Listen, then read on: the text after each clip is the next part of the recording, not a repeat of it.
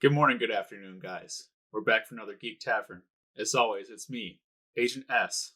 We're joined by Mikey and Agent A. How are you doing today? Well, I got nothing on that one. How's your home planet? In shambles. Oh, that's terrible. He's a refugee from his home planet, seeking asylum on Earth. Yeah, I came across the Mexican border. There's an illegal alien in two different ways. Yeah. As you can tell, we will be talking about Men in Black. We are? I thought we were doing Reservoir Dogs. Oh, no. No. I must say, that is a great opening to the movie. I thought this was subplot. Oh. Oh, no. We're all screwed up. Damn. Who neuralized us? What's that? What? What did I say? Who are you? Where am I? But yeah. If you haven't seen Men in Black, then I don't know what to tell you. Nah. It's a pretty large franchise. Yeah, you're missing a classic. One of our favorite directors and people working in the industry. Barry Sonnenfeld. If you're watching, Barry, please make RV2. I have a spec script drawn up. You haven't been returning to my emails? Hit me up, man. I got a sequel in the works. It's gonna be great. But yeah, I guess if you want to synopsize, I mean, like you said, if people haven't seen this my movie. synapses are literally fried after trying to understand that sentence. Yeah, exactly. I was trying to see how that would work grammatically, but I mean, basically, we follow. What is his actual name? Because we're not supposed to remember it. James. I don't remember. Edwards. James Edwards. Yeah, James Edwards. So basically, that's basically what we're doing is we're following James Edwards. His journey to enlightenment. His journey to enlightenment and shooting a little Tiffany in the forehead. I love that scene too. That's so Tiffany good. deserved to die. I mean, that's what this is going to be. It's just us talking about our favorite scenes. Oh yeah, that's all it's going to be. Yeah. I mean, it's a great move. So basically, Tommy Lee Jones's character, Agent K, is without Agent J knowing, he's training his replacement. He's ready for retirement. But anyone who's watched the movies knows he comes out of retirement. The movie, yeah. So James is pursuing an alien who he's just like a beat cop in Philadelphia.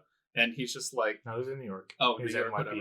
Okay, yeah. Not New York, punk ass down. You're thinking of Fresh Prince. Either way, he's a beat cop in New York, and he's chasing down a perp, and he ends up being an alien.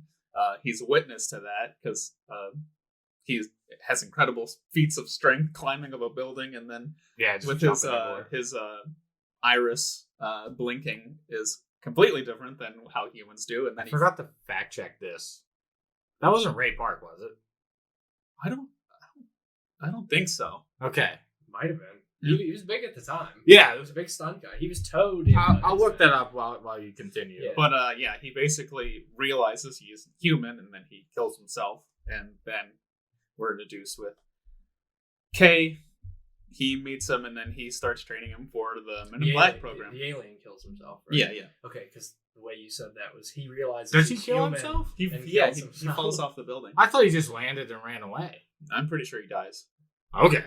Yeah, I don't know. I don't know. I can't remember if he lived or died, But we touched on the opening scene. I think it's a great opening scene where they introduce the alien that's traveling over the border of Mexico, the refugee, and Tommy Lee Jones is speaking to him in Mexican, calling him ugly, and and like a dirty. You're very ugly, aren't you? Yeah, and he just he's like laughing along with him. He's like, he has the human head on the stick. But then he talks. Well, I guess he doesn't speak English or Spanish, but he speaks perfect English. So as an alien, you'd think that you would know all types of language on the planet. But I don't know. I was gonna say it seems like it's kind of like whenever I think about that, I'm like, yeah, for maybe a really advanced species, but like you think about District 9, they barely understand English as is. Like they crash landed here. Like, and they have learned the language over like a generation or so, but they barely know it. Well, yeah. To touch on that, they land in South Africa, so they have to learn Afrikaners and English, and Afrikaners is a wild language in itself. Yeah. So, but yeah, that's a great movie too. It is a good movie.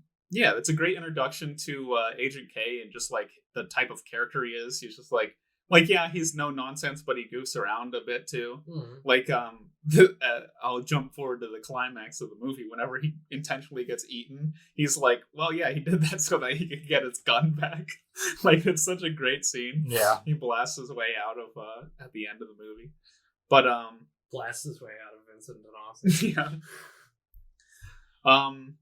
Yeah, so the main plot is basically that, as you said, K is training J to be his replacement, but they're tracking down an alien that had crash landed in like the middle of nowhere and is attempting to get Orion's belt. I don't actually know his motivation very well. I guess I never really understood that. Orion's belt is its own galaxy. Yeah, basically you hold it. You have a galaxy, so it somehow gives you power. Is what I always thought. Yeah, it's kind of like I don't know. The way I think about it is, it's a MacGuffin that makes you like royalty or something. Yeah, like that. I guess that is really his own. Yeah, because it's just him searching out Orion's belt, but like his motivation is a little unclear. They might have mentioned it in the movie, like whenever they were in the office, but maybe it is just like if you have it, then you become like a warlord or like like a royal or something. I don't know if it's an actual magical like power. Yeah, but it kind of seems like it, because what else would it be? Really, I mean, you're. I guess it would be like you're ruling over that galaxy because you have it in your possession. Yeah. So I guess that's kind of the idea behind it. Because they mentioned briefly at the beginning of the movie, it's like galaxies could be the size of a marble, like, and then it is. It's like it's a keychain on a cat. Orion. Named Orion. Yeah, it's a great payoff scene. I love the training sequences, as you brought up, whenever like he's just like Agent J is just like outclassing like these Navy SEALs and like air force guys, and he's just like, acing these tests, and these guys are like trying their hardest and flunking like crazy. Especially the shootout scene where they're like blasting all of these aliens, and the whole segment is just it's just nostalgic gold for me. Like I don't want to bust a cap in his ass. He ain't snarling, he's sneezing. How would you feel if I rolled up on you and busted a cap in your ass when you're just trying to pump some iron? And then Agent J. So why would you like to tell me why you think little Tiffany deserved to die? First off, why is she walking down this alley at 11 o'clock midnight? Second, got a 7-year-old girl. 7-year-old girl carrying a calculus book. Come on, man. It was advanced physics, wasn't it? Advanced physics. It was something that a 7-year-old should probably be reading. That's so great, because I'd like it if you eased up off my back about it. all these guys are just like killing all these aliens, and he's just like, wow, assessing the situation. Yeah, great movie.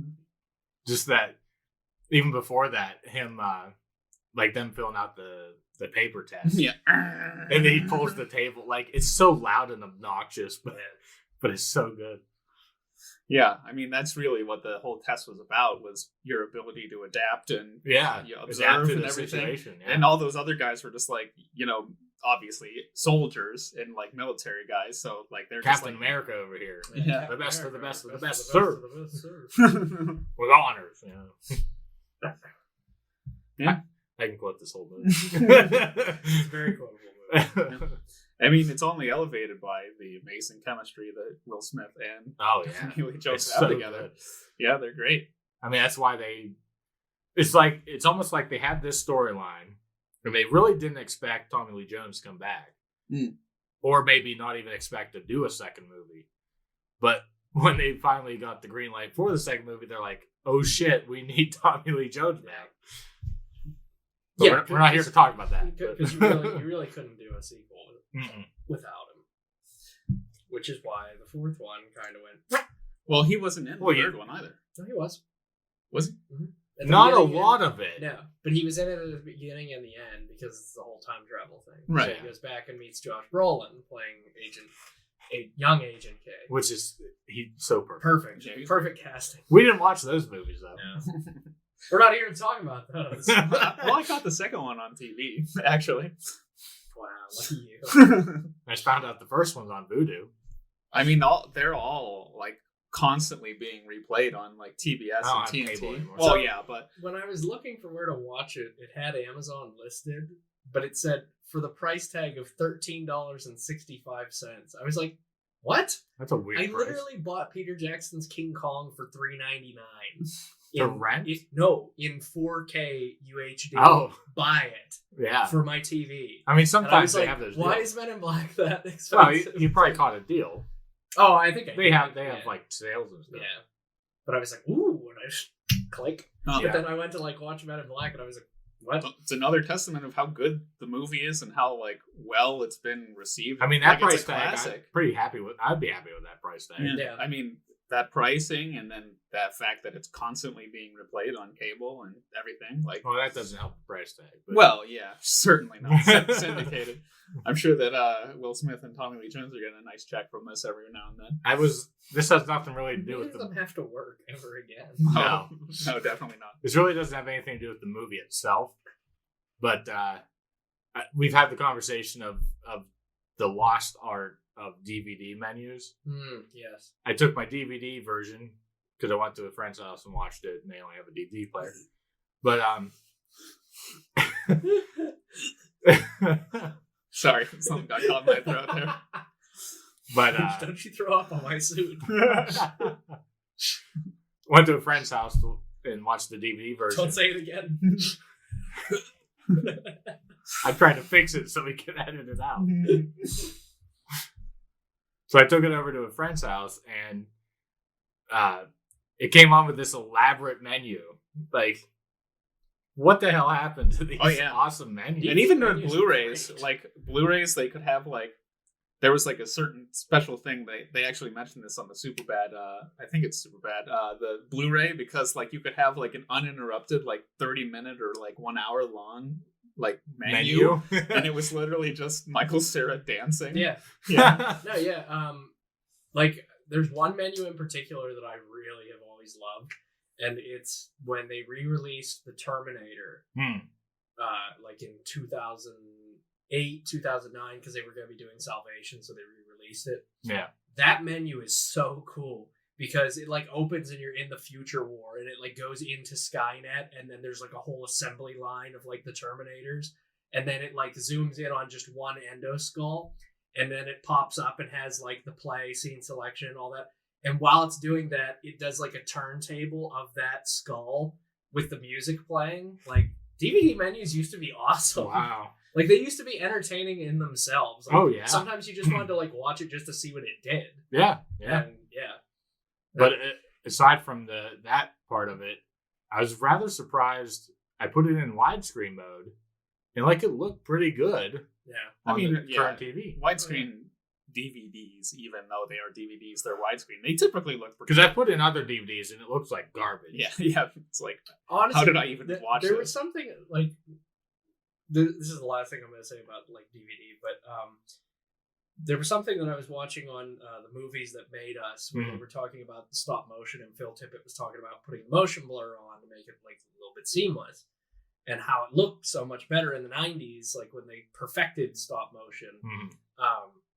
And I feel the same way about DVD, because there are movies like Avatar that if you watch it in Blu-ray, it's just like, this is so CG.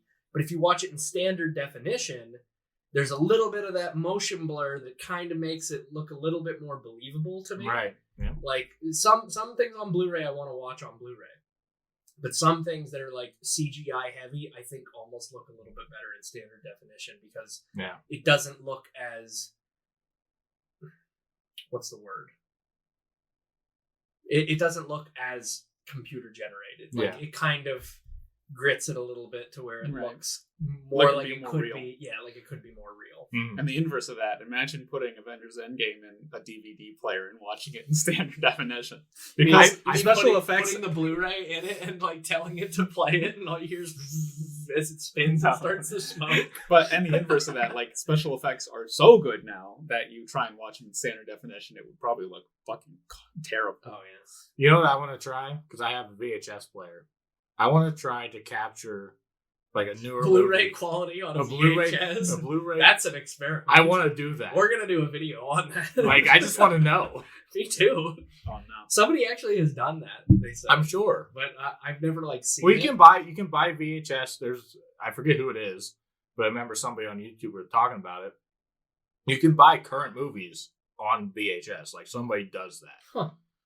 It's lucrative, especially for people who are very nostalgic. Yeah. I don't know why anybody would want to watch I think it's more of a collectible thing. because like at that point, like VHS, Because they make like cool art. Right. Art for it. VHS will eventually die. Like not that it's already dead, but Yeah. like it will eventually. Yeah, it will die. not have a renaissance a la vinyl. No. Because there's no shot. I mean, it's that kind of already movies happening. on vinyl.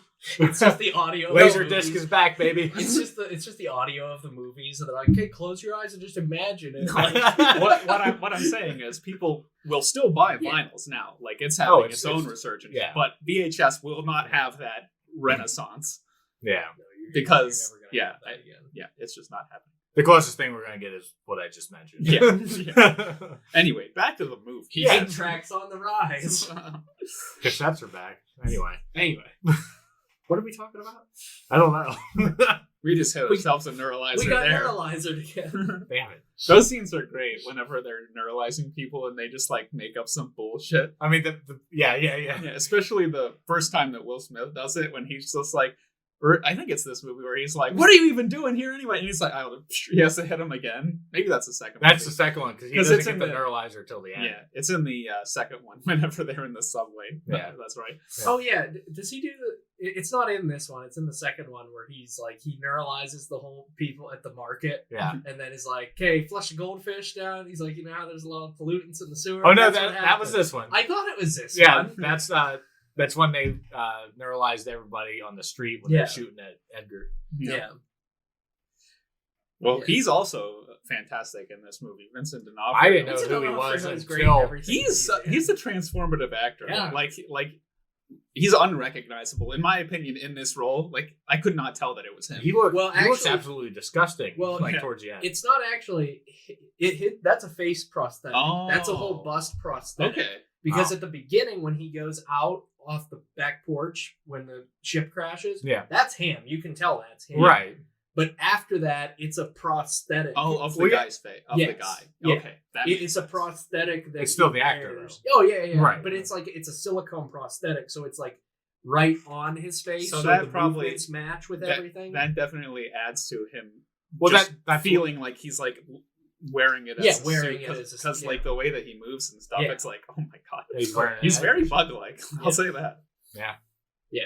Oh yeah, his movements are. And actually, I Phenomenal. didn't know that until I think it was this morning. I mean, was, it makes looking sense. up something. I didn't know was that at looking all. up Edgar, and then I kept seeing all these pictures of this bust Oh. that was like on display, and then it was like on a Your Props website and stuff like that. And I was like, that was a silicone like prosthetic that he wore. And upon further research, Practical effects. practical effects are amazing, man. It's so good. When it gets back to that. But yeah, there needs to be a renaissance of practical effects in Hollywood. They tried with Star Wars, and people didn't What? like it. No, I don't think. I don't think that's what they did like. Yeah. No, that's because- what the whole trilogy was about. because was we people were hating talking- practical effects. We were talking briefly before we started recording about the new Ghostbusters movie that's coming out, Yeah. and there was like, I don't know if you've seen the new trailer or not. I did. But there's like ghosts in there, like completely CGI, and they look good. They're like it does look more scary though. Mhm. Like, but there's something about like how they looked in 1 and 2 that's like Yeah. so special, you know, 'Cause- where it's just like the, Yeah, because they would do it like they did in Raiders of the Lost Ark, where they literally had like people or puppets like underwater in like a tank that was like underlit, so that they moved very fluidly. Like a floating. Yeah, and then they would just filter it out and then overlay them into the shot, and it looks like a ghost, Right. and it looks so real. Like, Yeah. go back to doing stuff like that because it looks way more real than a CGI. it's probably just more expensive at this point or more time consuming. Oh, it's definitely more- it's definitely yeah. more time consuming because Yeah. a CGI artist in a sweatshop can make a ghost in like 15 minutes. Yeah. Like, yeah, we're done. Yeah, the life of pi slaves can 15 whip that minutes together. of rendering or 3 hours of makeup. Yeah. But honestly, or 8 hours of makeup. Yeah, it really. I mean, that's a whole other discussion. Yeah. though. We're but going to the- talk about the death of cinema next week. But the extras, I'm going to call them extras, like all the aliens in the background. Oh, they're fantastic. They're all looking. fantastic. I love the. I don't even know what they're called. The shrimp-looking things. Worms. Yeah, Worms. worms. Yeah, the worms. Yeah. They're all drinking coffee. It's Yeah. just standing by the water cooler. And, Like, are they employed there or are they just hanging I out? think they're hanging out. They're just hanging out like every other alien, I think. Is the pug in this one? Frank? Is he in this one? I don't know, I think- He's the one that gives them the tidbit about it being very small. Like Oh, size of right, marble. right. Yeah, because Kay picks him up and just starts like shaking Shaking him. him. When they're walking up, Jay's like, "Oh yeah, that dude's definitely an alien." Talking about the guy standing beside him. You hear Frank's the alien. That guy's definitely an alien. And then the people on the street are just watching Kay just like shake this pug. I love. It's okay. The dog owes him money. It's Yeah. the scene where they're like, it's Rip Torn and he's telling Jay about all these prolific aliens, and it's like Andy Warhol and like Which Andy Warhol shows up in the third one. Yeah. There's a payoff for that. There where is. Bill Hader paid and like all for these it. other, and it's like his like middle school teacher, and he's like, I always knew there was something off about her. I think one of them was Richard Nixon too. Was that? Probably, I don't remember. Sylvester Stallone. Oh yeah, he was one. I still would. That's a good way to I get it. believe that today. I think Richard Simmons was one. Oh of them, yeah, too. he was one. Michael Jackson is Is Agent M. Agent I could M. be Agent M. Is this? He is an alien. Though. Yeah. Oh yeah. Is it in this? That's in the movie second that one. he's- I think oh, that's okay, the it's second one. second Yeah. Okay. Yeah. There's a lot of parts like because you go to kind of the same places in 1 and 2, so it's Yeah. kinda like Yeah. it's hard to distinguish Yeah. what happens in which one. Except for there's no Johnny Knoxville in this one. Oh my god, I forgot about that. No Johnny Knoxville and no Lara Flynn Boyle. Patrick Warburton. Oh yeah, that's right. Forgot all about He it. tries to be a hero, which is, as we see in this movie, clearly what the job isn't about. No. Yeah, you're doing it to save the planet, not, to be recognized. I love the Being a exposition. hero in itself. Yeah, I love the exposition dump scene whenever it's the octopus or alien that's like they're fleeing New York and we're like, we yeah. gotta find him, and they're like, why are you leaving without like, you're supposed to notify us before you try and leave the planet. Right. They're like, we just have to leave because like they know that the creature landed on the planet. Yeah, they're like, yeah, we it's gotta fine. get the hell out of here. Yeah. Yeah, because isn't there an Armada coming, or is that the second one too? That's the second one. They call the Armada in the second one, No, I think. or is it the third one? No, The third one- It's the third one because Kay has to set up like the ArcNet. Oh yeah, yeah. But no, it happens in the second There's an one. Archelian battleship in this one. That's what right. it's called. That's right. Yeah. That's what it was. Yeah, they were Achillean battle. I think that's what shows up and kind of creeps out. They know that they're coming, I think, too. Now, those are the people who, the people who are fleeing New York. They're the ones that have the Kit Fisto baby. Yes. Okay. Yeah. Kit Yeah. Are they both aliens, or is one of them human? I think one of them's human. Yeah, I think. because she births the baby. Like, Well, yeah, she's got like tentacles throwing Jay around. Yeah, I think she's the alien, and I think he's human. Oh, okay. So, I don't. I always honestly felt don't like he remember. was alien too because they had info on him. Yeah, I don't remember. Because he shows his Maybe- other registration. Maybe they just have info on him because he's married to an alien. Like, Well, no, they like ask you him have for to his be. his His other own world. Oh, Yeah. his other okay. registration. I gotcha. So he's also alien somehow. We just never see probably his true form. Yeah, I imagine it's just another squid. Like that. Yeah, they're probably the same species, probably. But this is a good like detective movie. Like because they get the lead from them, and then they hunt down like they like trying to find the I don't remember what he is, the bug that's bug, trying to like gonna eventually take over the planet. They go visit Tony Shalhoub to get weapons. And then blow his head off. Oh my god! That's a great scene. He's a great character How'd too. you know it's gonna grow back? It grows back. That's the second one. We didn't get to go on the Men in Black ride universe. No, unfortunately. I don't even know. We didn't even like walk past it. I don't.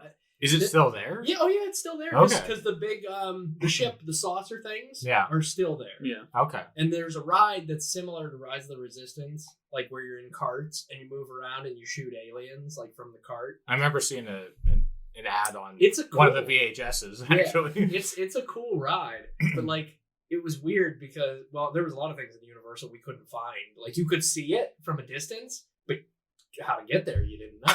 Like they didn't give me a map. We tried to find Diagon Alley for an hour and a half. Oh my god! We kept seeing the dragon, and we were chasing that dragon because we never found it. Yeah, we could see we were like 200 yards away, and we could see it in the distance, and we're like, oh, we just go that way, and then we walk that way, and then it just could never find it. Oh my god! Yeah. We were like, what? Maybe we had to go around Simpsons World and then like loop in. I don't know. We got no idea. I don't know. But we did find noisy crickets. Yes, we did. Nice. Yeah, there's a lot of movie prop places that had like different kind of things like that there, which was pretty neat. That's awesome. Speaking of noisy cricket, that was always one of my favorite scenes as a kid for some reason. I don't understand. So, do you think it's a lesson that? Do you think it's a lesson that Kay's trying to give Jay, like, don't judge a book by its cover kind of thing? Yeah, because Kay has that massive thing, and he hands him this little thing, and it's like, because you're not going to give like a rookie like the most powerful gun, right? But it is the most powerful. Yeah, gun. like I know that like he's like knocking cars. Yeah, I know it's like a lesson, but like that's so irresponsible of Kay to do that. He's like, it is kind of yeah, and he's like, do not point that thing at me. He's just like. Like I just said, I love hearing Will Smith scream in any movie because he's always like, ah! Like that's that scream. The Will Smith scream. We have the Wilhelm scream and we have the Will Smith scream. I love the one scene where they have like the ball and he's like bouncing it around. And he's like, careful with that thing. It caused the Chicago blackout. I forget the year, but then when he finds out the car can fly. Towards the end. Well, kid, don't hit the red button. Don't hit the red button. Don't ever hit the red button. And then what was it? They're playing Elvis, and he says something about I forget what he says, and then Kay goes, "No," he goes, "He didn't die. He just went home." Like implying that Elvis was an alien. Also makes sense. Yeah.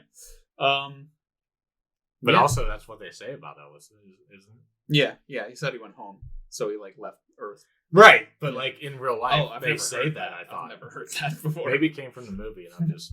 I imagine somebody built like a whole theory on this, and they're like, "Hey, maybe it was a reference to." Like I literally thought that Elvis fans have always said that. But I'm sure there's a cult of Elvis fans who are like, "Well, there is. He was an alien. They're called Elvis impersonators." Yeah, he was an alien, and he went home. Do you think that the MIB actually exists? Yes. Where they're hiding the existence of aliens from the general public? I don't know if they're necessarily alien centric. I can't like probably shouldn't put this on YouTube. I can't say whether I believe it or not, but like when I was younger, I read like stories like in books, like where people kept saying that they were visited by just men in black suits, who just came to question them after they like would see a UFO or something. Yep. And then they're like, "You didn't see anything," and they're like, "Okay."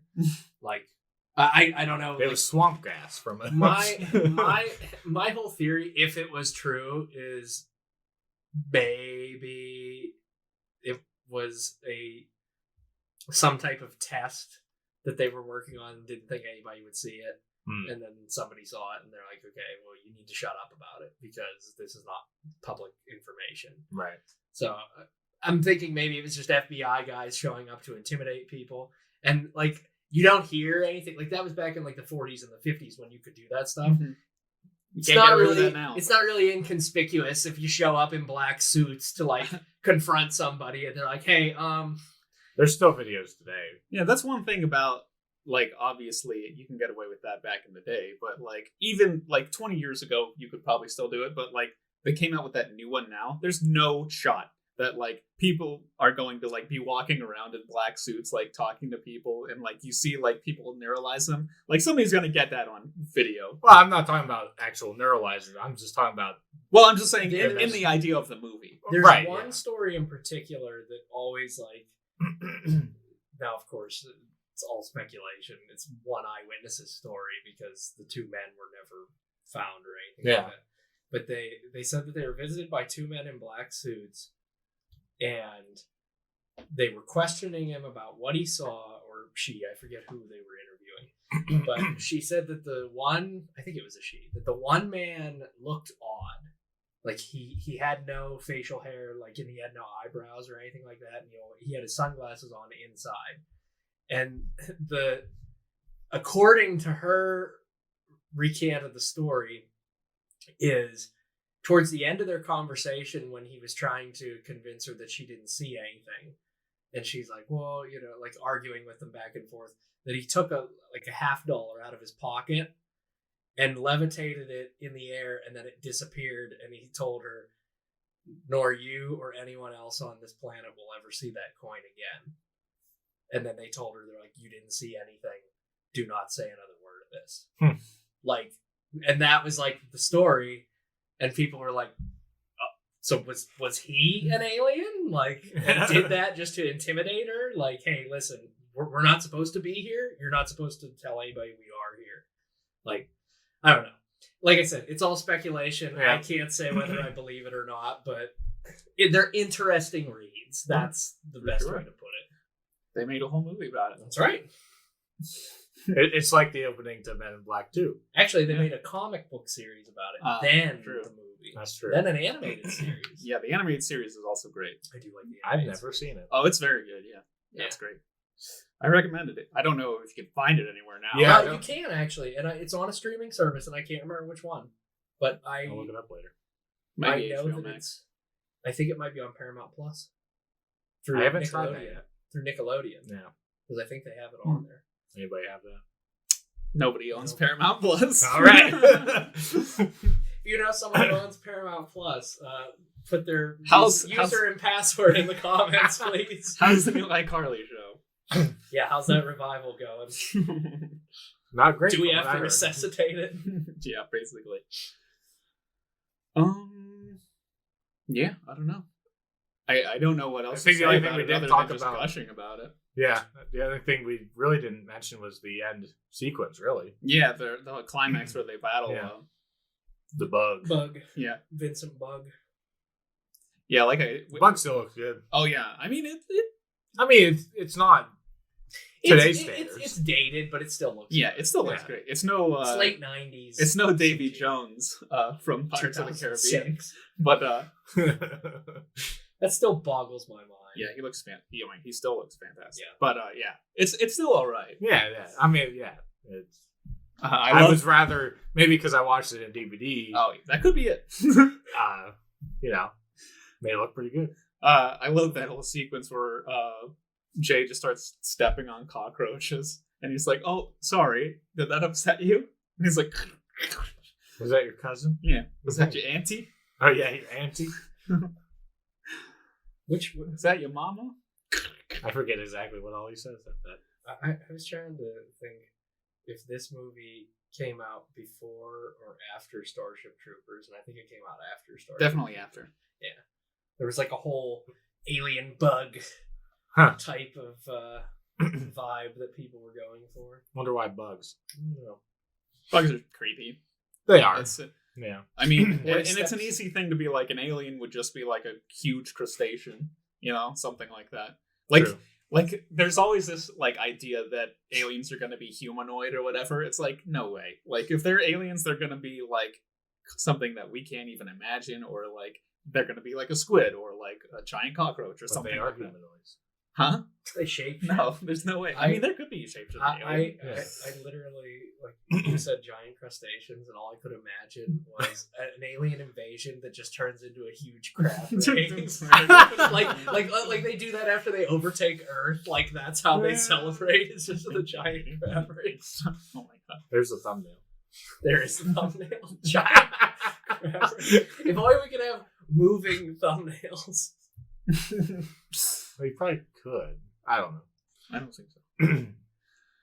Yeah. Do you guys have anything else? I guess that's. I mean, we about didn't it. mention the romantic interest in the movie as well. Yeah, she which just kind of gets swept along which with is, everything. goes away anyway. Yeah. After the second. Yeah, movie. they literally just like push her away. They literally write her off in a sentence. It's kind of what they did with Natalie Portman. They said that she was working off world or something, right? I don't know. No, or was she like Will Smith says something like, I forget what her initial was. But he's like, she just wanted to go home. I just helped her. Or she wanted to go back to the morgue. I just helped her. Oh, okay. So she got neuralized and went back to the morgue. So that brings up something that I had just recently thought of. What if there are multiple, like obviously people are going to join the MIB and have the same first initial. I brought that up when I was watching it as well. I was like, so there's only one Agent J? Because like they look at the lockers. Yeah. And it's just each letter. Unless you only have 26 MIB agents at a time. But there's way more than 26 in the building. Definitely more. And there's people in different sectors. Yeah. Like the MIB isn't like an American organization. Yeah. It's a worldwide organization. Right. So what's the deal? Yeah. I guess you get the shaft. You have to pick a different one. Agent Theta. Like they just start picking like Greek alphabets, Russian alphabet. Yeah. Well, yeah. I mean, different countries would be different. Whatever. Unless you double up initials, like JT or something. Yeah. Even then, though, you're gonna have a run. Yeah, it's still limited. Yeah, you're still very limited. Yeah. I mean, it works for the movie. Just it's probably you only have a handful of main characters, but at a certain point, it's like. Yeah, it's just one of those things that you can nitpick. Yeah. It's inconsequential. Yeah, it's just something that I thought about. But I definitely noticed that. A weird thing that I noticed that I never noticed in the almost 25 years of this movie is when they come into the Men in Black headquarters. Nobody's wearing their jackets. They're all in just the white shirts. Mm. I don't know why I noticed that this time. But like nobody's wearing black coats except for like. So how great would it be to be the MIB agent that just sits in front of that elevator? The fan. Like he's got the best job. He just chills there, reads newspaper, does whatever. Make sure that the people coming in are the people that are supposed to be coming in. The people going out are the people that are supposed to be going out. You know, that's easy. I love in the second movie, like when shit's getting messed up, he's still just sitting there reading. Anyway. Oh yeah. Yeah, where they just like busted and he's like sitting there. That crazy lady in there is raising all kinds of hell.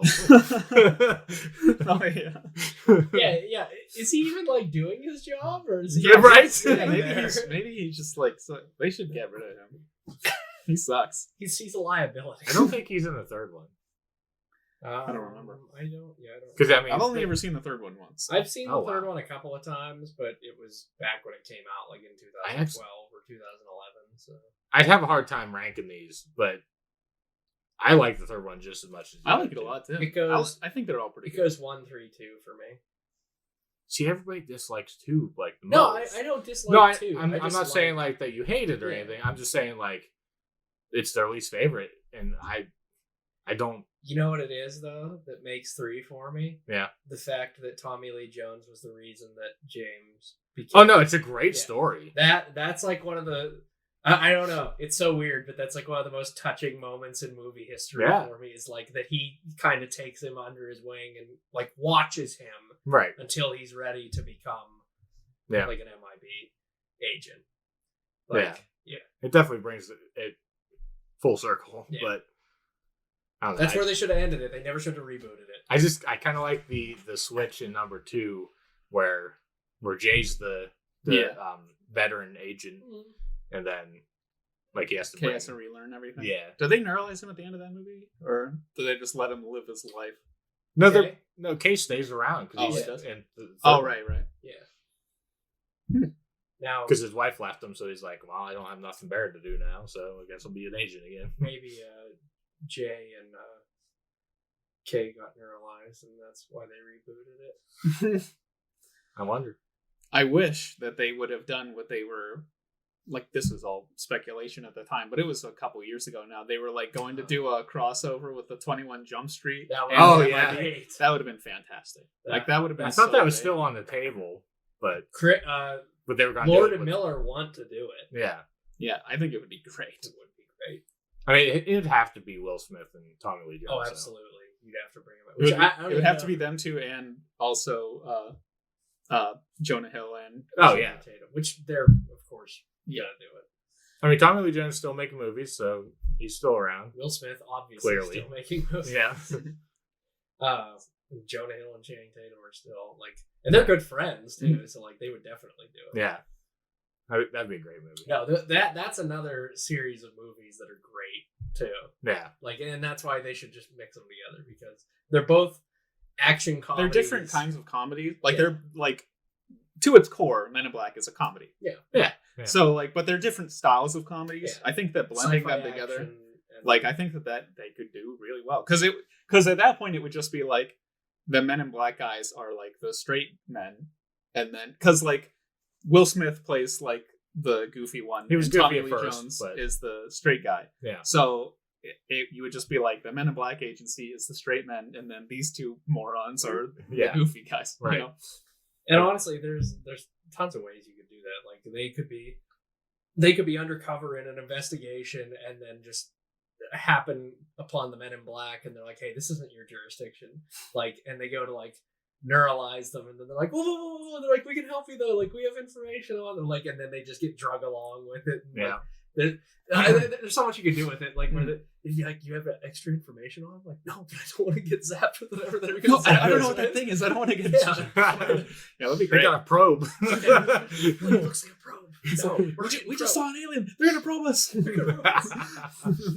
Yeah, that whole scene could take place in like a bathroom stall. Like they're both like just like yelling back and forth at each other. They're like both standing on the toilet. And, like meanwhile, like Kay's standing right outside of it. Like, you guys done? Like, Smoking a cigarette. Yeah. Yeah, it'd be great. Lord Miller, hit us up. So I forgot about this because this is also a question I still have. Like, I don't know the answer. That guy that's the receptionist at the morgue, the guy with the glasses, the nerdy guy, who also shows up in 2, is that the same character, or they just brought that guy back? Because we go to his house, he has the collection of the Men in Black tapes. I don't know. I don't know either. But he gets stuck to the ceiling from the bug. Mm-hmm. So, like, I thought he was dead. Or he just immobilized them. Maybe what it is like after that incident, he like dug deep. Well, I into guess he it. got neuralized because everybody in there probably got neuralized. Yeah. It could be. So maybe he just has an obsession with it. Yeah. That's what my explanation would be. Yeah. That's about it. That was Men in Black. I mean, I think our ratings are pretty high, so do we even have to rate it? I mean, Speak for yourself. Oh yeah, I hate this movie. I hate this movie. I just came here to talk about it. I mean, this is one of my favorite movies of all time, really. I guess I gotta go 9 out of 10. Like, I think it's timeless, really. It really is. I mean, aside from some of the dated effects, it really is pretty timeless. Yeah, I'm talking like from a story standpoint. yeah, like, it's there's nothing that fantastic. specifically ties it to, like, you know, the 80s or the 90s.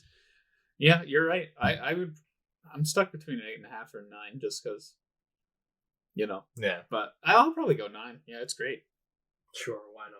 I'll go 9. All right. I was gonna go 8.5, and then when you both went 9, I was like, well, all right. Yeah, I was thinking 8.5, but If I say I was 8.5, strong. I I'll mean, be that guy. I can't really look at this movie and be like, I don't really like this bit. You know, like I have to justify why it's not the 9s. It's like I don't think there's any part of this movie that I'm like, oh, this part. You know, like it's just front to back, like just It's great. fun action. Yeah. Fun comedy, fun action. Well, there you have it. Our Men in Black talk. We have another recommendation coming to us by do. Agent A. Oh. Yeah, it is your turn. No, yeah, you're right. I've been holding on to this one for a while, and Mike's going to enjoy this one because I know he hasn't seen it. Oh, good. I know you own it, but you've never watched it. I got a lot of And those. I just rewatched this movie recently, and I am excited for us to watch The Wrestler Okay. I've never seen it either. because it's one of my favorite movies. So, and I know you and I have talked about it, and you own it, but you haven't watched it. I figured this was the perfect opportunity. You know what's funny, Aaron? Is that I watched another podcast that have. I mean, I'm not going to be like they have a similar one. You don't watch ours? No. I based like our structure off of their podcast where they recommended. They recommended The Wrestler for next week. Really? Yeah. Wow. Which is crazy. Okay. I've literally been sitting on that for like 2 weeks, so it wasn't like, wow, that's cool though. Yeah. That's Interesting very how cool. that. I'll put my disdain for Mickey Rourke aside. No, listen. Nobody likes Mickey Rourke. But I don't know why. But he is a fantastic actor, and he is great in this movie. Yeah. All right. I don't know why I hate him so much. I think a lot of people hate him. All right, He guys. got punched too many times in the head. I hope you enjoyed our discussion of Men in Black. We sure enjoyed having it. If you don't want to be spoiled for The Wrestler, make sure you watch it before our next episode because we will be having a spoiler discussion about it.